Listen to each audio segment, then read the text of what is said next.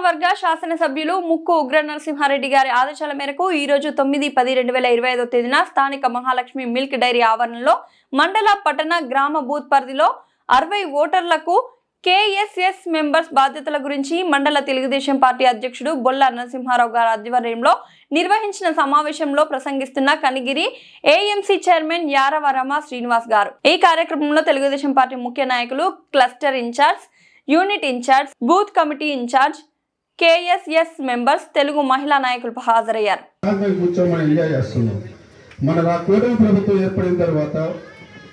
వాళ్ళు చేయాల్సింది మన ఎమ్మెల్యే గారు కానీ మన ప్రభుత్వం కానీ ఈరోజు అందరికీ ఒకటే చెప్తుంది, అభివృద్ధి సంక్షేమం మా బాధ్యత. మన భవిష్యత్ తరాలు కూడా మీ చేతుల్లో ఉంది.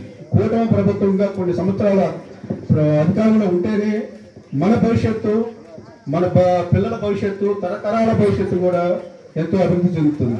లేదు గత 5 సంవత్సరాలు ఒకసారి మళ్ళీ 5 సంవత్సరాల్లో కానీ గవర్నమెంట్ మారిందంటే మళ్ళీ ఈసారి మనం గవర్నమెంట్ మారింది అంటే మనకి ఉన్నాం ఎవరో దారిలో వాళ్ళు పట్టుకొని మారిపోవచ్చుంది. మనం ఉండేవారు కూడా ఊర్లో అలాగని అందుకని ఈరోజు కేఎస్ఎస్ సభ్యులు లోకల్ బాడీ ఎలక్షన్ మాట వాటికంటే ముఖ్యంగా కూడా మనం మాట్లాడుకోవాల్సింది మన భవిష్యత్తు గురించి, మన భవిష్యత్తుతో పాటు మన పిల్లల భవిష్యత్తు గురించి.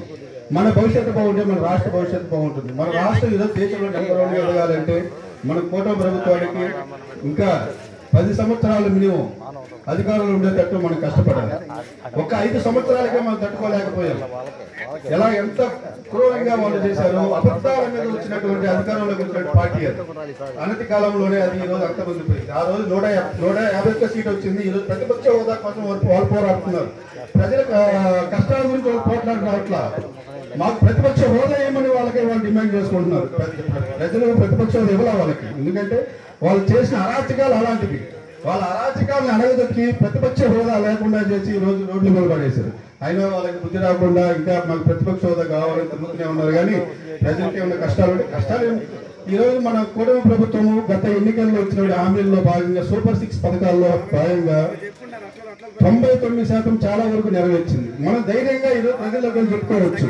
వాళ్ళు ఆ రోజు ఉన్న పిల్లలందరికీ డబ్బు అమౌంట్ వేస్తా ఉన్నారు తల్లికి ఉందని చెప్పి ఒకరికే వేసారు, ఇంటికి ఒకరికి వేసారు. మనం ఈ రోజు తల్లి అమ్మకు వందనం అని చెప్పి, తల్లికి వందనం అని చెప్పి ఇంట్లో ఎంతమంది పిల్లలు ఉంటే అంతమందికి ఈ రోజు మనం వాళ్ళ అకౌంట్లో డబ్బులు జమ చేయడం జరిగింది. గత ప్రభుత్వంలో వాళ్ళు స్కూల్కి కాలేజీలకి ఫీజు కట్టకుండా కొన్ని వేల కోట్ల బకాయిలు ఇచ్చి వాళ్ళకి విద్యార్థులకి సర్టిఫికేట్ రాకుండా చేశారు. మన కూటమి ప్రభుత్వం వచ్చిన తర్వాత ఫీజులన్నీ కొన్ని వేల కోట్లు చెల్లించి వాళ్ళ సర్టిఫికెట్లు ఇప్పించడం జరిగింది కాలేజీ వాళ్ళకి నుంచి. అలానే దీపం పథకం కింద ప్రతి సంవత్సరానికి ప్రతి కుటుంబం నుంచి మహిళలకు 3 గ్యాస్ సిలిండర్లు ఉచితంగా ఇస్తున్నారు. అలాగే అన్నదాత సుఖీభావ కింద ప్రతి రైతు అకౌంట్ లో 20,000 రూపాయలు జమ చేస్తూ ఉన్నారు. అందులో భాగంగా మొదటిగా 7,000 రూపాయలు ఆల్రెడీ జమ చేయడం జరిగింది. ఇలా చెప్పుకుంటూ పోతే స్త్రీ శక్తి పథకం కింద ఉచిత బస్సు. ఈరోజు మహిళలు ఫస్ట్ వాళ్ళు చెప్పింది మన రాష్ట్ర ప్రభుత్వం, కూటమి ప్రభుత్వం చెప్పింది జిల్లా వరకు అన్నారు. మళ్ళీ దాన్ని సవరించుకొని రాష్ట్ర మొత్తంలో మహిళలు ఎక్కడైనా తిరగవచ్చు అని చెప్పి ఉచిత బస్సు పెట్టారు.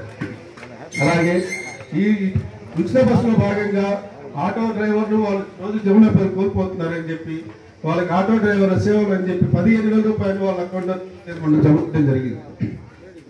ఇలా చెప్పుకుంటూ పోతే ఓన్లీ సంక్షేమ పథకమే కాదు, అభివృద్ధి పథకాలు ఎన్నో చేస్తున్నారు. అభివృద్ధిని సంక్షేమ తోటి ఈ రోజు రాష్ట్రాన్ని అభివృద్ధి పదంతో పాటు దేశంలో నిల్చోబెట్టే ఆర్గనైజేషన్ రాత్రి మూడు కష్టపడుతుంది. అందులో మనం కష్టపడి చాలా తక్కువ. మనం ఈ రోజు ఆ విధంగా మన కూటమి ప్రభుత్వ కార్యకర్తలు, తెలుగుదేశం పార్టీ కార్యకర్తలు కష్టమే ఈ రోజు మనం ఇంత ప్రశాంతంగా కానీ రాష్ట్ర ప్రభుత్వం కానీ వాళ్ళు చేయడానికి కారణం లేదు.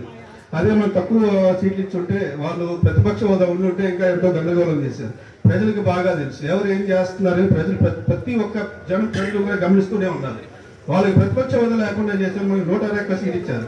కానీ 161 సీట్ ఇచ్చిన అహం కూడా లేకుండా మన ప్రభుత్వం ప్రతి ఒక్క ఇంటికి డోర్ దక్కుతుంది. ప్రతి ఒక్క ఈ రోజు లబ్ధి చెప్పిన పథకం ప్రతి ఒక్కటి ఇంచి తప్పకుండా అభివృద్ధి చేస్తూ ఉంది. మనం దాన్ని ప్రజల్లోకి తీసుకెళ్లాల్సిన బాధ్యత మంది. మన గురించి కాదు, మన తరాలు, మన భవిష్యత్ తరాల గురించి, మన రాష్ట్రం గురించి మనం పోరాటం చేశాము, చేస్తున్నాము, చెయ్యాలి కూడా. ఇంకా బాధ్యత పెరిగింది ఇప్పుడు.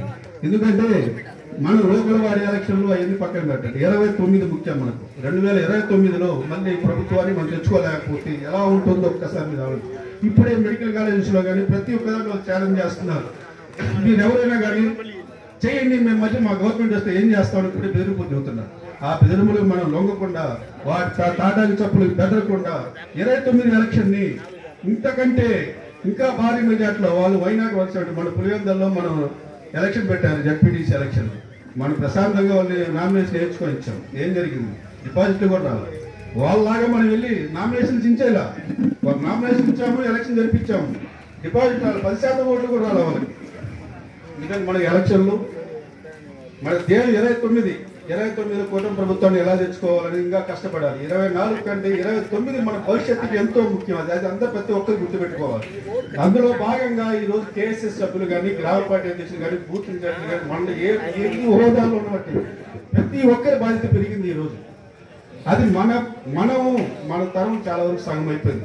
నెక్స్ట్ భవిష్యత్తు అనేది మన ఏ పని చేస్తున్నా మన ప్రభుత్వం ఒకటే ఆలోచిస్తుంది. మన భవిష్యత్తు అంటుంది కానీ ఇంకోటి అంటుంది. అది మన మనసులో పెట్టుకొని ప్రతి ఒక్కరు కూడా కేఎస్ఎస్ సభ్యులు అనేది అది గ్రామ స్థాయిలో కానీ ఒక 60 ఒకటి, కానీ వాళ్ళ విలువ ఎలా ఉంటుందంటే 60 మంది రేపు ఎమ్మెల్యే గారు, సీఎం గారు ఎవరు వచ్చినా ఆ బూత్లోకి వచ్చారంటే ఫస్ట్ కేఎస్ఎస్ సభ్యుడు ఎవరు అడుగుతారు. విలువ అది ఏదో చిన్న హోదా అనుకోవద్దండి. ఎవరు ఏ నాయకుడు వచ్చినా, చంద్రబాబు నాయుడు సీఎం గారు వచ్చినా కానీ, పవన్ కళ్యాణ్ గారు వచ్చినా, ఎవరు వచ్చినా కానీ కేఎస్ఎస్ ఆ బూత్లోకి వచ్చారంటే కేఎస్ఎస్ ఫస్ట్ అక్కడ నిల్చొని పెడతారు. అది మీ ప్రాధాన్యత.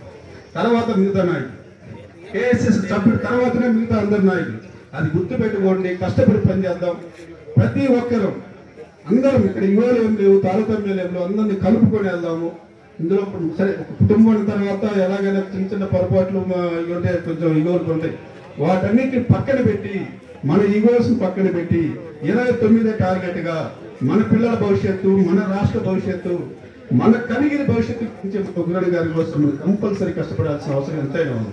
ఈ రోజు ఎమ్మెల్యే గారు ఎవరే చెప్తున్నారు, అభివృద్ధి అనేది మీకు కావాల్సిన పనుల గురించి నన్ను నాకు వదిలేండి. అభివృద్ధి గురించి మీరు పార్టీ కోసం కష్టపడండి, పార్టీని పైకి తీసుకురండి, మళ్ళీ 29 గెలిపించండి. ఈ రోజు పామూరు టౌన్ కి మనం ఎవరు 5 కోట్లు అడగల. ఎమ్మెల్యే గారు మనం అడగకుండా 5 కోట్లు పామూరు టౌన్ కి ఇచ్చారు, సీసీ రోడ్డుకి. అలానే స్కూల్ విషయాల్లో కూడా ఎమ్మెల్యే గారు మనకి ఇప్పుడు వెళ్ళి మా స్కూల్లో బిల్డింగ్ లేవని కానీ టీచర్ ఆల్రెడీ ఆయన ఇప్పటికే 2 సార్లు ప్రతి మండల ఎంఈఓ దగ్గర నుంచి ఏ స్కూల్ ఎక్కడ బిల్డింగ్స్ లేవు, ఎక్కడ టీచర్ కోటలు ఉన్నారు, మొత్తం కూడా లోకేష్ గారి చర్చలు జరిగింది. ఆయన 24 గంటలు తన కుటుంబాన్ని వదిలేసి ఇదే నా కుటుంబము, కనిగిరి నా కుటుంబము, కనిగిరి తెలుగుదేశం పార్టీ కూటమి ప్రభుత్వం నా కుటుంబం అనుకొని అభివృద్ధి కోసం 24 గంటలు ఆఫీసు కష్టపడుతున్నారు. మన ఉగ్రమే ఆయన ఎమ్మెల్యే కావాలని ఆయన కోరిక కాదు.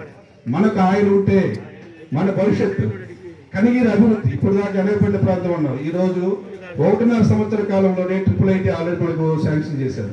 కనిగిరి చూస్తే ఈరోజు బైపాస్ కానీ, టౌన్లో అభివృద్ధి పనులు కానీ కొన్ని దాదాపు 100 కోట్ల రూపాయలు పనులు తెచ్చిపెట్టుకున్నారు. ఇప్పుడు అడగలేదు. ఆయన కోరిక నా కనిగిరి, మన కనిగిరి బాగుండాలి, భవిష్యత్తు బాగుండాలి, మన నమ్ముకు భవిష్యత్తు బాగుండాలి అని ఆయన ఈరోజు రాత్రి కష్టపడతా ఉన్నారు. ఆయన గురించి కాదు, మన భవిష్యత్తు గురించి, మన కోసం కష్టపడే వాళ్ళని మనం ఎన్నుకోవాలి. అందులో భాగంగా మన ఉగ్రన్న గారు మొదటి వరుసలో ఎంతో మంది వస్తున్నారు, పోతున్నారు, సీట్ ఉంటే ఉంటున్నారు, లేదంటే వెళ్ళిపోతున్నారు. వెళ్ళిపోవడంలో సంబంధం లేకుండా కనిగిరే నా అడ్డ, కనిగిరి ప్రజలే నా ప్రాణం, కనిగిరి ప్రజల కోసం నేను ఉంటానని చెప్పి 10 సంవత్సరాలు ఉన్నారు, ఇప్పుడు ఉంటున్నారు. ఆయన గెలిచినా కానీ ఫ్యామిలీతో ఈరోజు దొరికెళ్ళి కలవడం. ఎన్నో సంవత్సరాల నుంచి ఆ కుటుంబం కంటే కూడా కనిగిరి నా కుటుంబం అనుకుని నిలబడి చేస్తున్నారు. అందు గురించి మళ్ళీ మన 29లో కనిగిరిని గెలిపించుకుంటూ కనిగిరి భవిష్యత్తును ఆయన చేతులు పెట్టి మన రాష్ట్ర భవిష్యత్తు గురించి కూడా మళ్ళీ మనం పోరాటం చేయాలి. 29లో ఎంతకంటే ఇంకా ఎక్కువ సీట్లు, ఎక్కువ మెజార్టీతోటి కూటమి ప్రభుత్వాన్ని మళ్ళీ మనం ప్రభుత్వంలో ఉంచాలి. దానికి కారణంలో భాగంగా కేఎస్ఎస్ సభ్యులు కానీ, అన్ని నాయకులు కానీ అందరూ మీరు దీన్ని గుర్తుపెట్టుకోండి. లోకల్ బాడీ రేపు ఇప్పుడు కేఎస్ఎస్ సభ్యులు ఉన్నారంటే ప్రతి ఊళ్ళో 30 నుంచి 40 మంది, 40 మంది కాదు, ఎవరైనా జరిగి ముందుకు వస్తారా? మనలో ఉన్న పొరగలే వాళ్ళు ఆయుధంగా చేసుకుంటారు. మనం కలిసి ఉంటే వాళ్ళు ఎంతమంది రాగలరు? మనము విడిపోతే విడగొట్టాలని వాళ్ళు చూస్తారు. 5 వేలు ఉంటే 1 వేలు ఎడగొడితే ఇంకొకరు పక్కన లాక్కెళ్ళాలనుకుంటారు. దానికి తావివ్వకుండా ప్రతి ఒక్కరు మనలో ఎన్ని గొడవలు ఉన్నా పిలుచుకొని రాని నా అన్నదమ్ములు కలిసి మెలిసి ఉండాలి. వాళ్ళకి ఎటువంటి అవకాశం ఇవ్వద్దు. వాళ్ళ దగ్గర ఇప్పుడు ఎటువంటి నిరసించిపోయిన మళ్ళీ మా అవకాశం వస్తే మన వల్లనే రావాలి, కానీ వాళ్ళ చేత కాదు. అది వాళ్ళు ఈ మధ్య వెళ్ళారు, బాబు షూరిటీ మోసం గారికి. ఏం జరిగింది? ఏం చేశారు చెప్పండి. వాళ్ళు ఈరోజు గ్రామాలకు విరమనండి. ఏం చేస్తారు చెప్పండి. మనం ఏం చేయలేదు, మన ప్రభుత్వం చెప్పిన హామీలలో ఏం చేయలేదు చెప్పండి. పబ్లిక్ మీటింగ్ పెట్టమనండి. ఏం చేయలేదు ధైర్యంగా చెప్పండి. జనాలకు తెలియజేద్దాం. వాళ్ళు ముందే కూర్చోబెట్టి జనాలకు తెలియజేద్దాం. ఎవరు సమర్థిస్తున్న ప్రజలు మనం చూద్దాం. అందుకని ఏదైనా వాళ్ళు ముందుకు రాగలిగితే అది మనము ఇచ్చిన అవకాశమే కానీ వాళ్ళ కాదు అనేది నేను బలంగా నమ్ముతున్నటువంటిది. ఎందుకని ప్రతి ఒక్కరు కలిసిమెలిసి రేపు 29 ఎలక్షన్ టార్గెట్ చేసుకొని మళ్ళీ మన ఉగ్రన్న గారిని, కూటమి ప్రభుత్వాన్ని మళ్ళీ అధికారంలో చూడాలని కోరుకుంటూ ఈ అవకాశం ఇచ్చిన పెద్దలకు నా నమస్కారం.